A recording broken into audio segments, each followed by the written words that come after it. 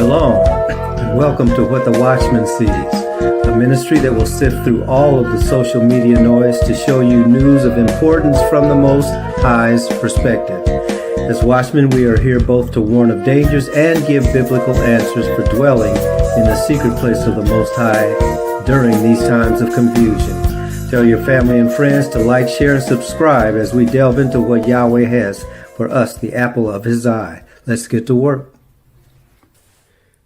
Shalom. We're going to continue our study tracking the seed of the serpent, and more specifically, this part of the study, tracking the seed of Esau and the seed of Jacob. We've spent a couple of sessions talking specifically about Esau. We're going to do one more on Esau, and then we're going to do several sessions on Jacob. As we do the study, we are moving with the understanding that in these times, the Most High's will is being manifested. We hear a lot about the word prophecy and prophetic and what those words mean. Much of prophecy is the revealing of a heavenly purpose for and of social, political life and the realities accompanying it. So as we look at prophecy in these studies, in this series of studies, that's why we're looking at it, because the Most High has a will for His people and for His planet that He has made known. Many of us cannot see that or do not see that, but He gives it to us in the form of prophecy, which is where the prophecies of old have a place for current reality. Okay, so prophecy is the accurate prediction of the consequences of our actions individually and of people groups. We have been talking about Esau and Jacob, so let me give an example of that. Before they were born, the Most High said to their mother, "You've got two nations in your womb. That's why there's a fight going on, because those two nations represent two different kinds of people." One of the kinds of people represented in her womb was the seed of the woman. The other kinds of people represented by the twin are the seed of the serpent. They actually were in the same womb. They came from the same mother. They came from the same father. So we're not talking about individuals. We're talking about a trajectory that is based on that person, that people group's relationship to the will of the Most High. And there are always two responses to His will. One response is to be a participant with the Most High in carrying out His will in a positive way.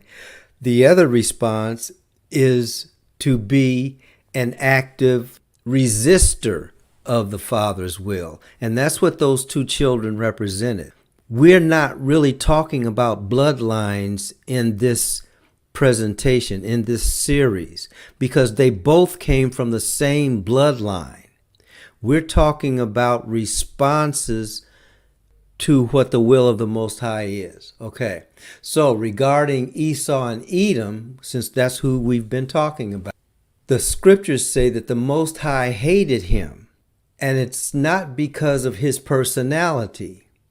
It's because of the actions and the ramification of the actions of Esau and those who are in the line of Esau. But again, that does not mean that everyone who is a bloodline descendant of Esau is automatically hated by the Most High. Esau was hated because of how he moved, not because the Most High just deciding, I don't like you. Okay? So, as we move forward into this lesson, we're looking at him sort of chronologically, and that's where we have been talking about this for several sessions now. But I do want to jump ahead and mention that when Yeshua gave a lot of the parables, many of the parables that he spoke were referring to the offspring of Edom.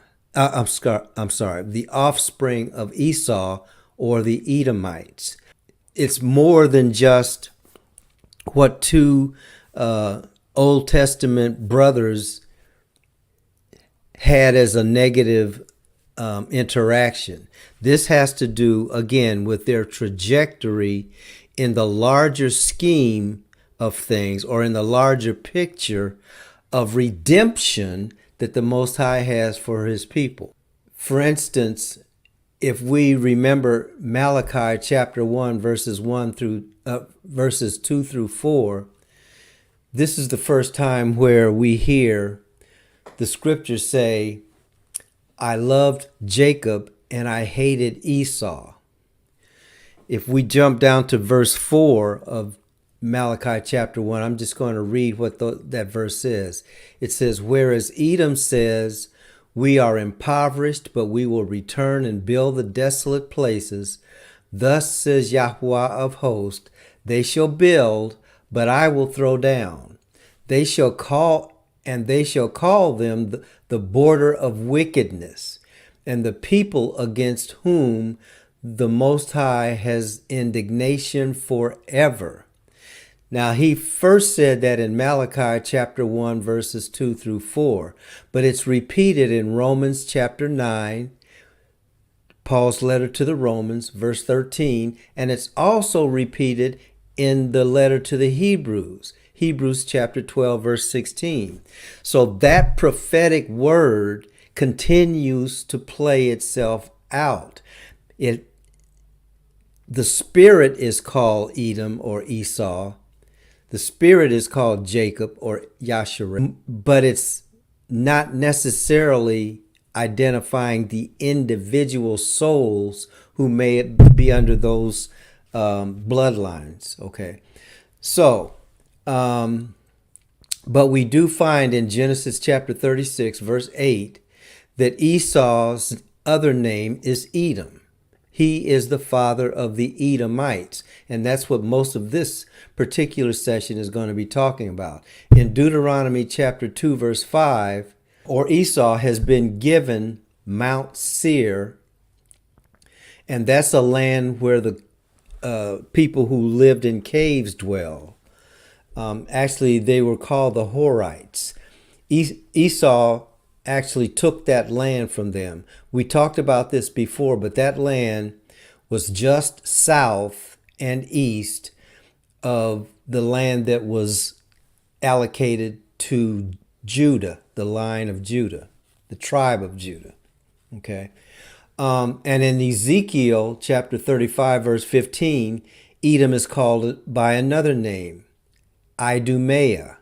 So Idumea, Edom, Esau, they're all the same. They all speaking to the same spirit. Or I at this point, we can even say the same person that was in the womb fighting with his brother Jacob. His name is Esau, his name is Edom, and his name is Idumea. Actually, the name Idumea is a Greek pronunciation of Edom. Okay, but it's also a territory. So all those things are in play. In Jeremiah chapter 49, verse 13, in Amos chapter 1, verse 12, two other names are mentioned, Basra and Teman. Those are both the offspring and the offspring tribes and groups from Esau. Jeremiah 48 verse 8. Dedan is another one of the descendants of Esau. And then again in Isaiah chapter 21, Duma is mentioned, which is the same thing as Idumea. Timonites, Amalekites, other descendants of the 12 dukes of Edom are found. And that is also recorded in Genesis chapter 36, verses 11 through 42. So when it comes to understanding Esau and Edom, from these scriptures that are before you now, these are all examples of the seed of Esau, the seed of Edom, starting all the way in Genesis, coming in through Deuteronomy, the prophets, and then the beginning of the prophets, and then finally the end of the prophets, all talking about Esau. So Esau, the point being, Esau is a major player. That's why we're spending the time on understanding who Esau is.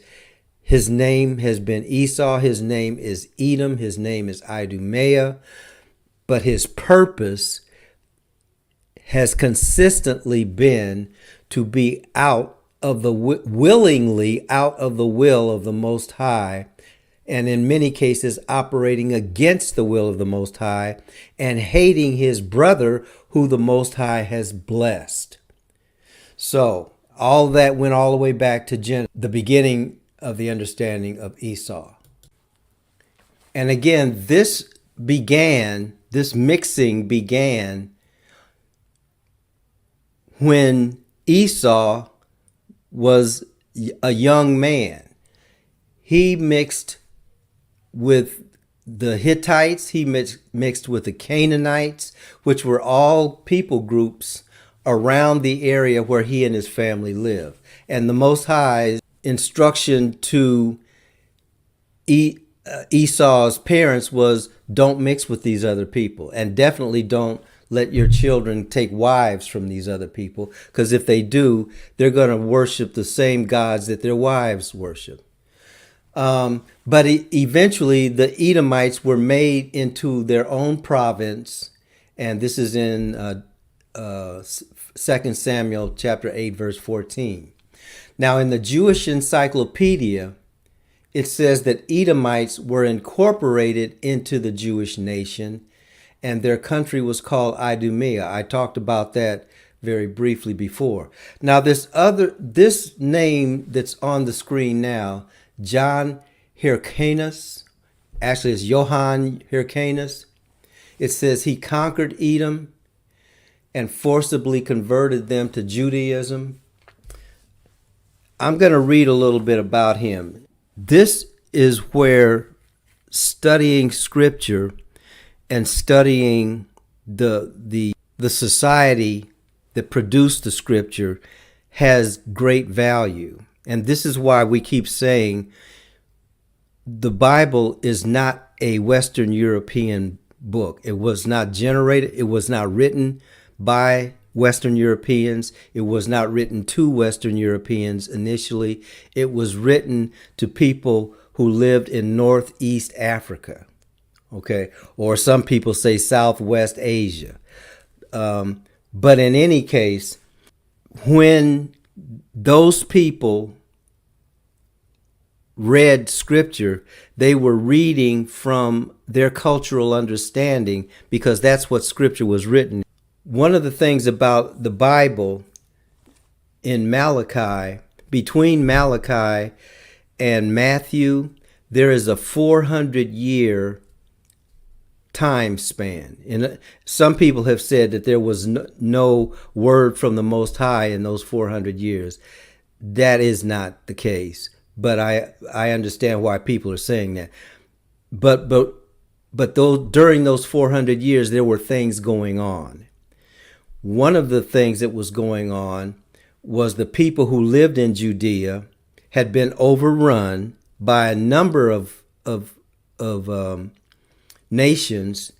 One of them being, again, the Babylonians, but also the Greeks, specifically Alexander the Greek. He divided up once, right before he died, he divided up his kingdom into his 4 sons. Okay, one of them, whose name was Ptolemy, and that son had jurisdiction over what we would call Northeast Africa, which included Egypt. Now, I'm only mentioning that because during this time, the people who lived in Judea were not necessarily okay with that. Okay, so there were many uprisings. We read about some of them, but some of the uprisings that we know about were not recorded in what we have as the biblical canon, but it is in Maccabees. Okay, there's this family called the Maccabees.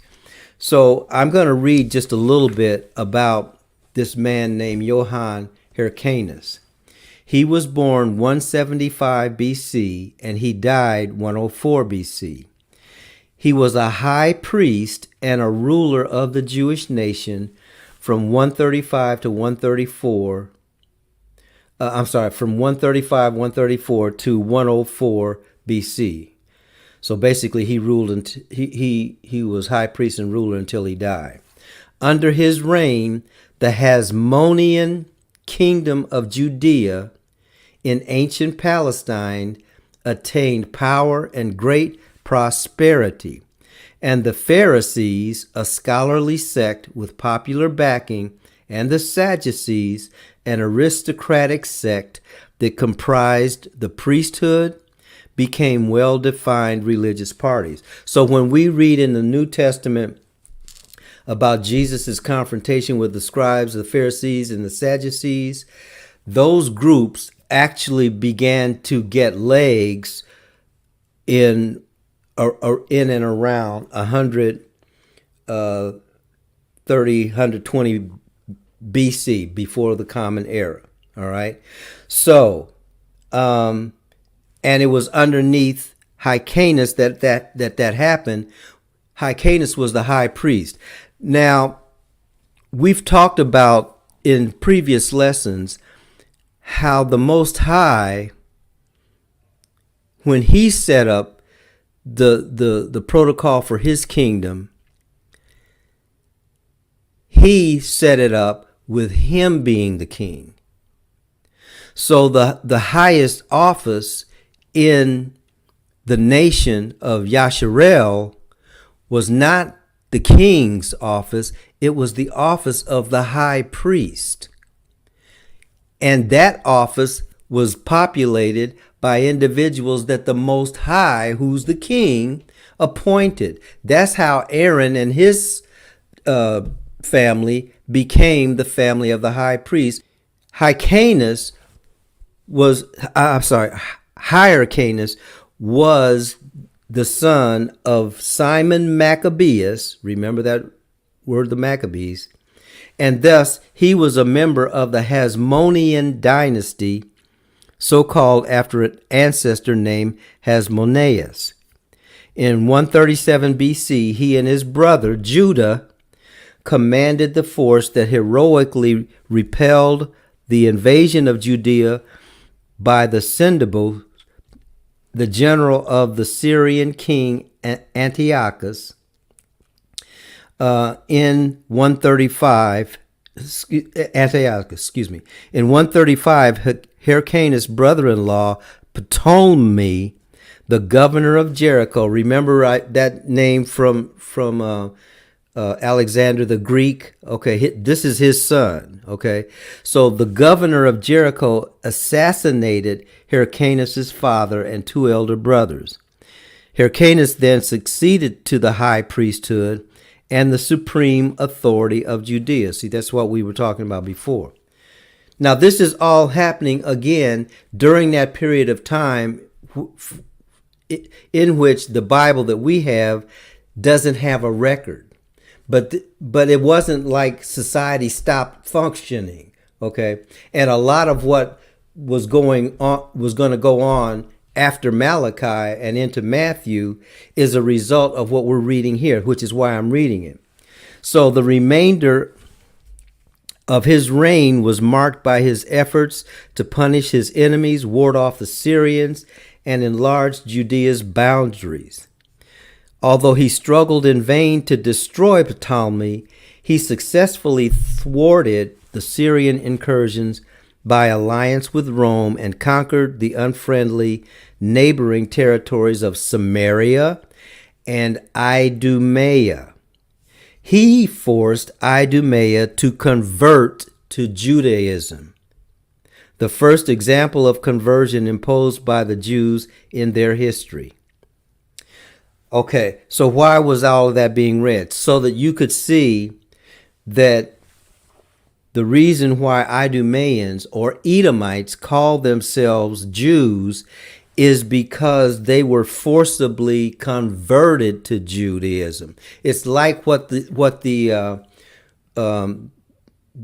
people in that are followers of Muhammad did when they would go into other lands and forcibly make people join Islam. It's the same thing. This was going on, and it started with Hyrcanus. Now, one other thing.